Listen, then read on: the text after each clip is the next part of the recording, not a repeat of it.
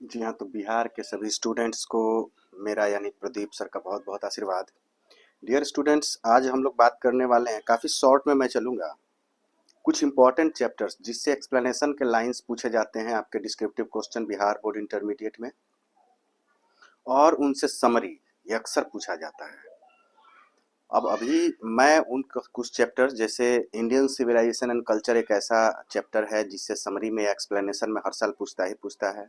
Bharat is my home से अधिकतर बार पूछता ही पूछता है, या तो एक्सप्लेनेशन के लिए कोई लाइन दे देगा उसे एक्सप्लेन करना है, या फिर समरी में डायरेक्ट दे देगा कि इस चैप्टर का समरी लिखिए और आपको लिखना होता है। ये अक्सर पूछता रहता है। जी हाँ, मैंने ये काफ़ी एनालाइज किया है और ये देखा है। ये एक्सप्लेनेशन के लिए इंडियन सिविलाइजेशन एंड कल्चर से लगभग जैसे 2012 में पूछा है, 13 में पूछा है, 14 में पूछा है, 15 में पूछा है। भारत इज माई होम से भी भारत इज माई होम से 12 में नहीं पूछा है, 13 में नहीं पूछा है, 14 में पूछा है, 15 में पूछा है, फिर से 18 में इंडियन सिविलाइजेशन कल्चर से 19 में पूछा है, 19 में Bharat is my home Indian civilization दोनों से पूछा है, 20 में पूछा है। मतलब हर साल ये पूछता है, 23-24 में भी पूछा है, तो ये पूछता ही रहता है। तो अभी हम लोग चर्चा करेंगे। और हाँ, ये मैं फुल डिस्कशन नहीं करूँगा, पूरा चैप्टर मैं आपको पढ़ाऊँगा लाइन बाय लाइन। जी हाँ, लेकिन अभी मैं कोशिश करूँगा कि काफ़ी शॉर्ट में 10-15 मिनट में आपको पूरे चैप्टर के बारे में थोड़ी-सी एक शॉर्ट में आपको एक रिव्यू दे दूँ, थोड़ा-सा स्टोरी टाइप से, ताकि आपको उस चैप्टर में क्या है ये समझ में आ जाए। तो चलिए आते हैं।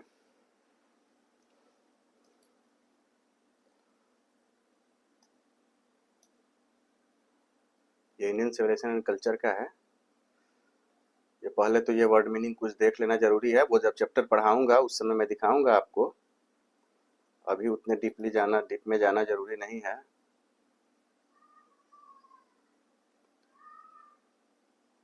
कुछ वर्ड्स जैसे ट्रूथ मतलब सच्चाई, नॉन वायलेंस का मतलब होता है अहिंसा, फैनेटिक मतलब उन्मादी, ये सब चीज़ आपको जानना ज़रूरी है। अब हम लोग सीधे-सीधे आ जाते हैं। ये फर्स्ट चैप्टर है। इनमें 1869 में इनका जन्म हुआ था, 1948 में इनकी मृत्यु हुई थी। इन्हें बापू के नाम से भी जाना जाता है। जी हाँ, मैं सीधे-सीधे आपको बताता चलता हूँ। उसमें कुछ लाइन्स भी होंगे जिन्हें आप देखते चलिएगा, और वो मैं इसमें भी दिखा दूँगा। चलिए इसमें भी ओपन कर ही देता हूँ।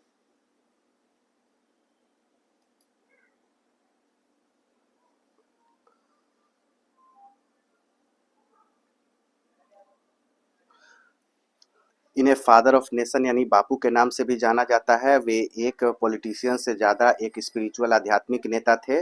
माई एक्सपेरिमेंट विथ ट्रुथ से उनकी एक ऑटोबायोग्राफी है, उनसे अभी निकाल के, और यंग इंडिया इन्होंने एक लिखा था आर्टिकल, और उन्हीं के स्फेयर में ये उन्हीं से उनका जो एक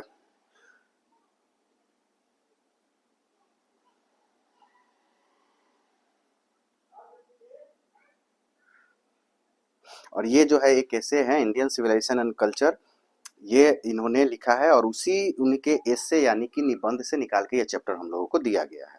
उनकी मृत्यु 30 जनवरी 1948 को हुई थी। किसके द्वारा?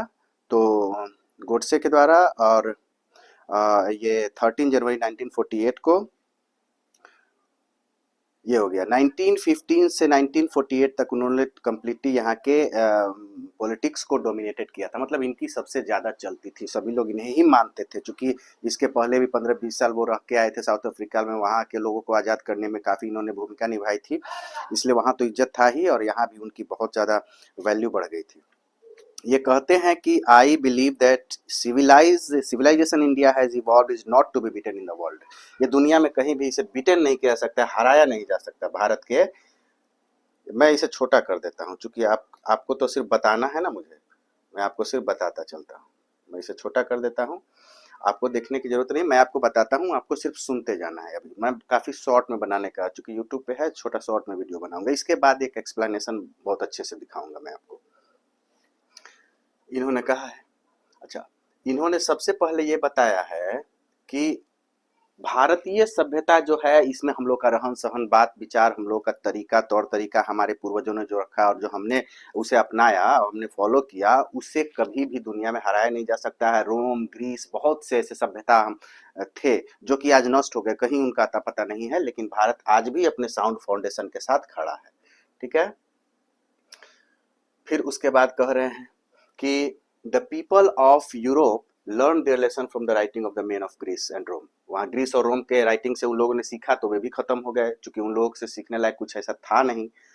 ठीक है। इसके बाद हम लोग आ जाते हैं, it is a charge against India, भारत के अगेंस्ट ये चार्ज है, मतलब दोष है, that people are so uncivilised ignorant and stolid, इतने मूर्ख हैं, इतने अज्ञानी और असभ्य हैं कि ये किसी तरीके का परिवर्तन को अपनाना ही नहीं चाहते या अपना ही नहीं सकते। It is a charge against our merit that we are not able to assimilate और take any type of changing which is wrong, क्योंकि हम लोग उसी चीज को अपनाते हैं which is good for us, which can helps us in developing our character, our civilization or our goodness. So that's why we don't take anything which is not good in our sense or good in for our society. That's why, but it is a thought of any other person person of any other country। दूसरे लोगों की ये बात है कि वे लोग सोचते हैं कि हम लोग उसे अपना नहीं सकते, लेकिन ये सही नहीं है। ठीक है। हम लोग उसी को अपनाते हैं जो हम लोग खरा पाते हैं कि अपने ये पे। उसके बाद हम लोग आ गए Gujarati equivalent for civilization means good conduct. Gujarati में अच्छा आचरण, सिविलाइजेशन का मतलब होता है अच्छा आचरण, चूंकि ये गुजराती थे तो गुजराती में ये बता रहे हैं अपने बात को। अच्छा, उसके बाद हम लोग आगे मोरालिटी का मतलब होता है अपनी इच्छाओं पे और अपने पे पूर्ण काबू पाना। एक बड़ा इंपॉर्टेंट है लाइन यहाँ पे, ये चीज ध्यान में रखिएगा, पैराग्राफ नंबर 5 का देखेंगे, we notice that mind is a restless bird, the more it gets the more it wants and still remain unsatisfied. ये एक बहुत इंपॉर्टेंट पैराग्राफ 5 का ये फर्स्ट लाइन है ऊपर से। मतलब माइंड एक बेचैन पक्षी है, दिमाग जो हमारा है वो हमेशा चलता रहता है, मतलब इसे कुछ ना कुछ चाहत रहती है। जैसे अगर आज कह दिया जाए आपको एक बटन वाला मोबाइल मिल गया तो कहिएगा कल की नहीं मुझे स्क्रीन टच चाहिए, स्क्रीन टच मिल जाएगा तो कहिएगा आईफोन चाहिए। यानी कि हमारा मन हमेशा बेचैन रहता है, हमेशा रेस्टलेस रहता है और ये कभी सेटिस्फाइड नहीं होता है। जितना ज़्यादा इसे मिलता है the more it wants gets, जितना ये पाता है द मोर इट वांट्स उतना ही यह चाहता है और फिर भी असंतुष्ट रहता है। बात तो ये है। ये रह गई, ये बहुत इंपॉर्टेंट लाइन है। फिर हम लोग आ गए पैराग्राफ नंबर 6 पे, अ मैन इज, यहाँ बुक अगर आप निकाल सके तो बहुत अच्छी बात है, a man is not necessarily happy because he is rich. जरूरी नहीं है कि एक आदमी जो है वो खुश हो यदि वह अमीर है, और unhappy because he is poor, या फिर वो नाखुश है क्योंकि वह गरीब है। ऐसा जरूरी नहीं है, क्योंकि खुशी का कोई भी रिलेशन अमीरी या गरीबी से उनकी नज़र में नहीं है। आज के डेट में तो है, लेकिन उनकी नज़र में उस समय जो ऐसे लिखे उसमें नहीं है। The rich are often seem to be unhappy, the poor to be happy. अक्सर ऐसा देखा गया है कि अमीर लोग जो हैं वो अनहैप्पी हैं और गरीब जो हैं वे हैप्पी हैं। Millions will always remain poor, लाखों करोड़ों लोग जो हैं अक्सर गरीब रहेंगे ही रहेंगे। सही बात भी है, रहेंगे। हाँ, सेटिस्फाइड थोड़ा होना चाहिए, बहुत ज़्यादा बेचैन नहीं होना चाहिए, but money is necessary for life, या मनी इज वेरी नेसेसरी। उसके बाद आगे ऑब्जर्विंग ऑल दिस, इसी सब को ऑब्जर्व करके हमारे जो ये हैं पूर्वजों ने हमें इस विलासिता भोग विलास से दूर रखा। या अब ये बताना चाह रहे हैं कि हम लोगों को क्यों हमारा सभ्यता आज तक स्टिल फाउंडेशन में आज तक मजबूती के साथ खड़ा है, क्योंकि ये सब कारण है। हम लोग ज़्यादा लोभ लालच के पीछे नहीं भागते हैं, क्योंकि हम लोग जानते हैं कि मैन बेचैन पक्षी है, इसे जितना ज़्यादा मिलेगा उतना ही ज़्यादा की तमन्ना करेगा, इससे ज़्यादा इसे दो ही मत। इसलिए ज़रूरत भर का ही हाथ पैर का इस्तेमाल करो, ज़्यादा मशीनरी का इस्तेमाल मत करो, क्योंकि उससे फिर हम लोग मशीनरी के गुलाम हो जाएंगे। ठीक है। उसके बाद बता रहे हैं कि शहरों में जो है एक जाल की तरह होता है बिना मतलब का। पूर्वजों में हमारे शुरुआत में था ये, पैराग्राफ नंबर 8 में देखिएगा कि साधु संतों का जो नैतिकता का तलवार था वो बड़े बड़े राजा महाराजाओं से भी बड़ा था, और बड़े बड़े राजा महाराजा लोग भी उनकी उनकी बहुत इज्जत किया करते थे और उन्हें बड़ा मानते थे। लेकिन आजकल ये चीज़ धीरे धीरे बदल रहा है। मशीनरी के आविष्कार को हम लोग नहीं मानते थे, नहीं मानना चाहिए। क्योंकि शहरों में वकील, वैद्य या फिर और जो है गरीब अमीर अमीर जो है वो गरीबों को लूटते हैं। ये सब देख के हमें इसके पीछे लालच आना नहीं चाहिए। और यहाँ पैराग्राफ नंबर 8 का नीचे से सेकंड लास्ट और लास्ट लाइन है, the common people lived independently and followed their agricultural occupation, they enjoyed true home rule. जी हाँ, ट्रू होम रूल, इसे बहुत ही सावधानी से याद रखिएगा, क्योंकि इससे सवाल पूछता ही पूछता है। जब भी भारत इज माई होम से पूछेगा, what is true home rule, to live in village and satisfied with their own occupation and daily wages and enjoying their living in village is true home rule. ये है गाँव में रहना, अपना खेती बाड़ी करना, ज़्यादा लहू लालच में नहीं पड़ना, और वहाँ पे संतुष्टि के साथ अपने जो खानदानी पैसा है उसे करना, और उसी वेजेज में, उसी जो पैसे में है परिश्रमिक में खुश रहना, यही ट्रू होम रूल उनके द्वारा बताया गया है। फिर से यहाँ से हम लोग आ गए।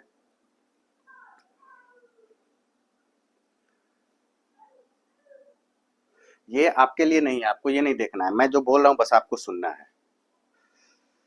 समझ लीजिए कि सर हाथ में किताब लिए हुए हैं, आप भी हाथ में किताब ले लीजिए और पढ़िए। ठीक है, आ गए।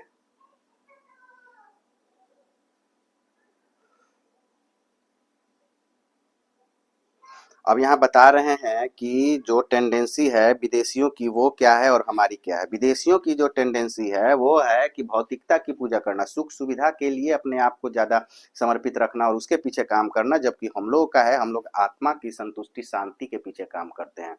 आत्मा को कैसे अच्छा रखा जाए, हम लोग इसके पीछे मेहनत करते हैं। ठीक है, लेकिन आजकल ऐसा हो गया है कि लोग जो हैं अपने अच्छाई को देकर और बुराई को लेने के पीछे लगे हुए हैं। जी हाँ, हम लोग अपने मन की शांति को बर्बाद करके और मोबाइल और तरह तरह के उस टाइप के चीजों को अपनाने में जुटे हुए हैं और बर्बादी की तरफ भाग रहे हैं।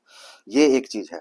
अच्छा, ये एक भी कहते हैं, I am not hater of the west, paragraph number 10 में, I am thankful to the west for many things I have learned from the western literature. मैंने वेस्टर्न लिटरेचर से काफ़ी कुछ सीखा है, और मैं उसका, ऐसा नहीं कि मैं उसे नफरत करने वाला नहीं हूँ, लेकिन फिर भी एक चीज़ ये कह रहे हैं कि वेस्टर्न सिविलाइजेशन से मैंने यही सीखा बाबू मेरे, सबसे बड़ी बात, कि किसी भी कीमत पर इससे दूर रहें, या उनसे यही सीखा कि किसी भी कीमत पे तुमसे दूर ही रहना है। जी हाँ, क्योंकि तुम्हारे चक्कर में अगर रहा जाए तो बर्बादी तय है। ठीक है, फिर हम लोग आज आजकल जैसे देख भी रहे हैं, हम लोग काफी, हमारा समाज गर्त की तरफ जा रहा है, बिल्कुल नैतिकता का पतन हो ही चुका है लगभग लगभग। ये तो जा ही रहा है, लेकिन फिर भी क्या किया जा सकता है, इसमें चल रहा है। अच्छा, फिर आगे हम लोग आगे बताते हैं। हाँ, एक लाइन है इसमें कि आवर सिविलाइजेशन, पैराग्राफ नंबर 20 में। अच्छा, ये भी बोल रहे हैं एक जगह कि after all this something is Hinduism that has kept it alive. Hinduism में कुछ तो ऐसा है जिसने आज तक इसे जिंदा रखा है। रोम देखिए, आज तो उठा के नजर तो कहाँ है रोम, कहाँ है ग्रीस, कहाँ है इटली, सब फॉर रोम वाज इटली। हाँ, एंशियंट रोम कहाँ है, वो एंशियंट प्राचीन वाला, वो सब खत्म हो गया है। वैदिक सिविलाइजेशन कहाँ है, ये सब खत्म हो गया, लेकिन हम लोग अभी तक टिके हुए हैं।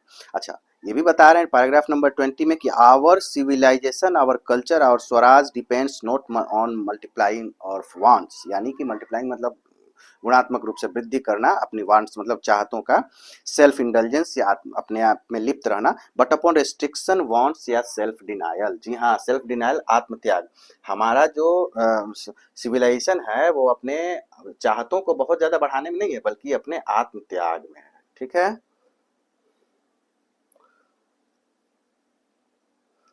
इसके बाद हम लोग आगे भी कहते हैं कि हमारे यहाँ गोबर के लोग माने मजाक उड़ाते हैं कि यहाँ तो डंग ही है, गोबर का कचरा भरा हुआ है, चारों तरफ गोबर ही गोबर है, तो कहते हैं उन गोबर में बहुत बड़ा खजाना धन गड़ा हुआ है, उसे ऐसे ही ना माना जाए। ठीक है। अच्छा, उसके बाद बोल रहे हैं कि अगर